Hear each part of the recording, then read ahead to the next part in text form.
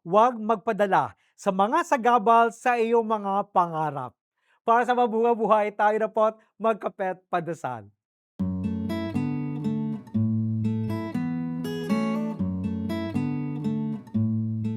The Magi's journey is a powerful reminder that our path to purpose can often feel solitary and different from everyone else.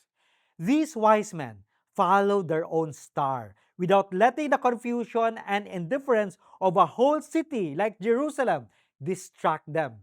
It's a relatable experience for anyone, especially today when it's easy to get sidetracked by what others think or what's trending.